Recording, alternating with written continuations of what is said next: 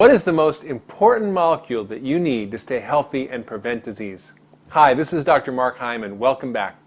Now, why have most of you never heard about this? And why is it the secret to prevent aging, cancer, heart disease, dementia, and more? And why is it necessary to treat everything from autism to Alzheimer's? And why are there over 76,000 medical articles about it, and your doctor doesn't know how to address the epidemic deficiency of this critical, life-giving molecule? What is it? It's the mother of all antioxidants, the master detoxifier, and the maestro of the immune system. It's called glutathione. The good news is your body produces its own glutathione. The bad news is that our poor diet, pollution, toxins, medications, stress, trauma, aging, infections, and radiation all deplete your body's glutathione levels. And this leaves you susceptible to unrestrained cell disintegration from oxidative stress and free radicals, to infections and cancer, and your liver gets overloaded, making it damaged and unable to do its job of detoxification.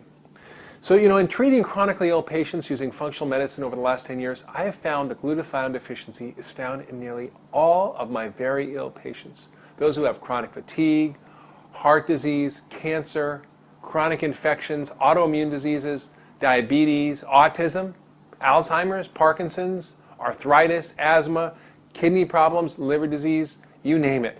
If you're very sick, you likely have a glutathione deficiency. Now, at first I thought this was just coincidental when I saw this, but over the years I've come to realize that our ability to produce and maintain a high level of this glutathione molecule in our bodies is critical to recovery from nearly all chronic illness, and to prevent disease, and to maintain optimal health and performance. And so have the authors of the 76,000 medical articles on glutathione. Okay, so what's glutathione? What does it do for us? And how can we get more of it? Well, glutathione is a very simple molecule that's produced naturally all the time in your body. It's a combination of three simple building blocks we call amino acids: cysteine, glycine, and glutamate. The secret of its power is the sulfur chemicals it contains. Its sulfur is a very sticky, smelly molecule. It sort of acts like flypaper, and all the bad things in the body stick onto it. Free radicals and toxins like mercury and other heavy metals. Normally it's recycled in the body, except when the toxic load becomes too high, and that explains why we're in such trouble. In my practice, I test for the genes involved in glutathione metabolism, genes involved in producing the enzymes that allow the body to produce and recycle the glutathione. They have lots of names, GSTM1 and GSTP1 and so on.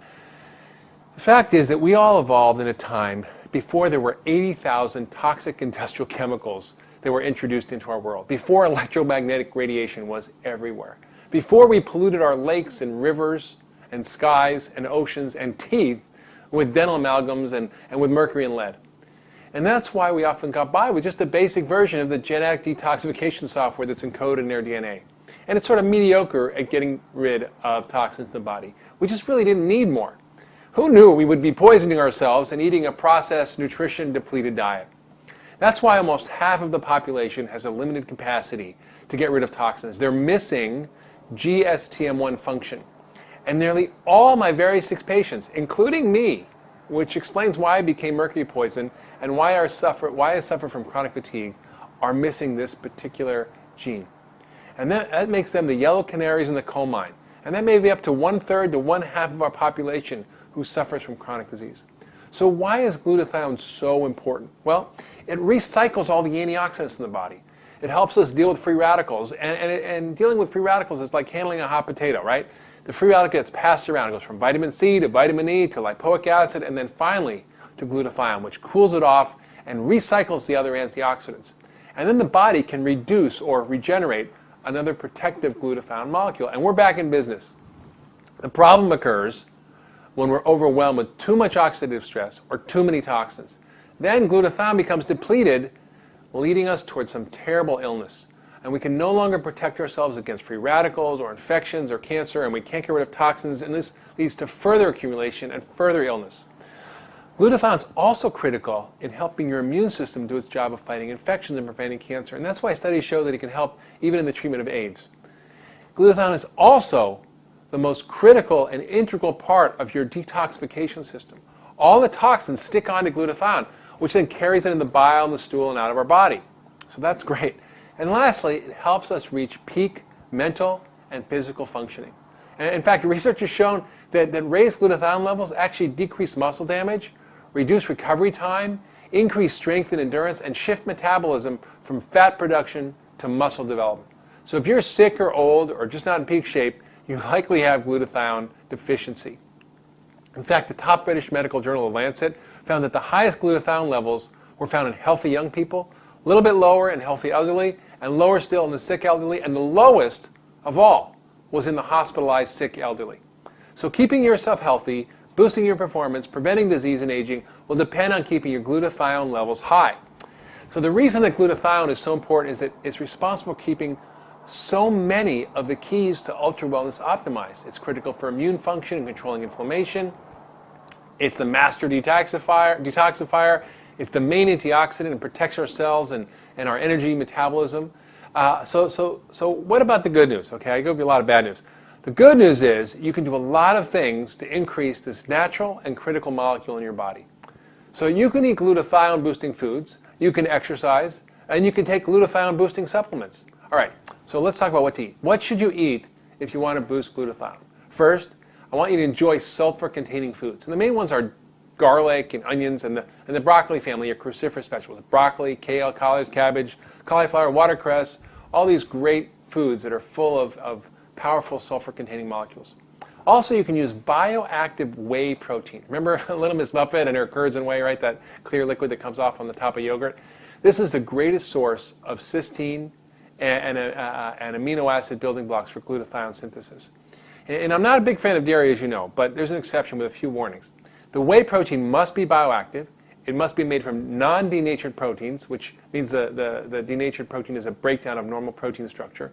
It should be from non-pasteurized and non-industrially produced milk, which makes it free of pesticides, hormones, and antibiotics. There's one called the Immunocal, which is actually prescription bioactive non-denatured whey protein that's even listed in the physician's desk reference. Okay, what about exercise? What type of exercise? Well, exercise is pretty straightforward. So not over-exercise, because that depletes glutathione, but regular exercise boosts your glutathione and helps your immune system and so on. So start slowly, build up to 30 minutes a day of vigorous aerobic exercise like walking or jogging or sports, which I like tennis or basketball. Strength training, 20 minutes 3 times a week is also helpful. And lastly, you can take some glutathione boosting supplements. So it would be easy just to take glutathione as a pill, right? But the body digests the protein and you don't get the benefits. It also requires lots of different nutrients to support the production of glutathione in the body. So the main factors that involved and need to be taken consistently to boost glutathione, that means every day, I'm going to tell you about. First, besides taking your multivitamin fish oil, supporting my glutathione levels is the most important thing I do every day for my health. So first one I use is something called N-acetylcysteine, or NAC, or NAC. This has been used for lots of years in medical practice to help treat asthma and lung disease, to treat people with life-threatening liver failure even in the emergency room from Tylenol. But now it's even used to prevent kidney damage from dyes used in a hospital from X-ray studies. So it's got a lot of widespread application. The next is alpha-lipoic acid, and this is a close second to glutathione in the importance in protecting our cells and energy production and blood sugar control and many things. We make it in our bodies, but we often become depleted. Next, and this is critical because there's 2 cycles here. I've written about this methylation cycle before, but this cycle of B12, folate, and B6 is critical for helping the body continue to produce the glutathione. Very critical, folate, B6, and B12. And lastly, we need selenium and the family of antioxidants and milk thistle, which is an herb, all of which can help boost glutathione levels. So remember, if you want to stay healthy and be ultra well, make sure your glutathione levels are up and functioning well. So thanks for listening to me today. This has been Dr. Mark Hyman, and I'll see you next time.